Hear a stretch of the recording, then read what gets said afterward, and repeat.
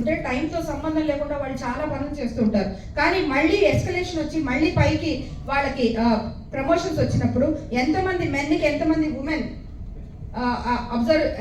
ఎంచుకోబడుతున్నారు observe చేస్తే ఇవన్నీ తేట తెల్లమైపోతాయి. స్టాట్స్ చాలా క్లారిటీతో ఉంటాయి. కాబట్టి నేను ఇప్పుడు ఎవరిని తప్పుపట్టడం లేదు. మార్పు ఆడవాళ్ళలో కూడా ఎక్కువ మందికి రావాలి, మార్పు మగవాళ్ళలో కూడా రావాలి. మేడం ఇందాక అన్నట్టు మార్పు మనిషిలో రావాలి. ఈ ప్రపంచం, ఈ ప్లానెట్ అందరిది సమానమని మనం గుర్తించగలగాలి. ఏం చెయ్యాలి అంటే ఒకటే, ఆడవాళ్ళు అభివృద్ధి ప్రధానం. వాళ్ళ స్ట్రెంగ్స్ వాళ్ళు రియలైజ్ అవుతున్నప్పుడు మీరు పుష్ చేసి ఆహా ఓహా తాళాలు కొట్టకపోయినా అడ్డు చెప్పొద్దు అని మాత్రం నేను కోరుకుంటాను. దయచేసి అడ్డు చెప్పద్దు.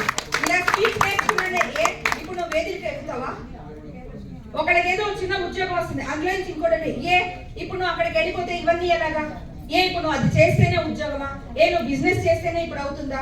సో నేనేమంటున్నానంటే మీరు ఆదరించకపోయినా పర్వాలేదు, హెల్ప్ చేయకపోయినా పర్వాలేదు, అడ్డు చెప్పకుండా ఉంటే మనం మంచి స్ఫూర్తి తెచ్చుకున్నట్టు అవుతుంది. సో ఇలా చాలా విషయాలు, as I told you, I can talk about this disparities and inequalities for more than a day, but as we have time thing, what I ask you, what I request you is take few accelerate action points.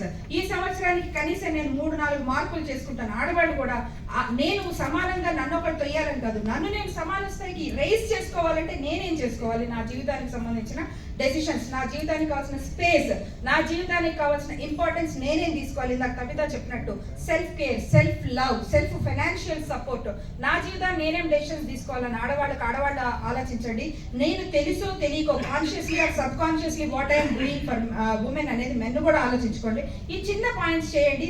We will have this day as very fruitful. Thank you very very much. మనకి ఒక Jayashree ma'am, AE rural water supply engineer అండి. Heartly welcome ma'am.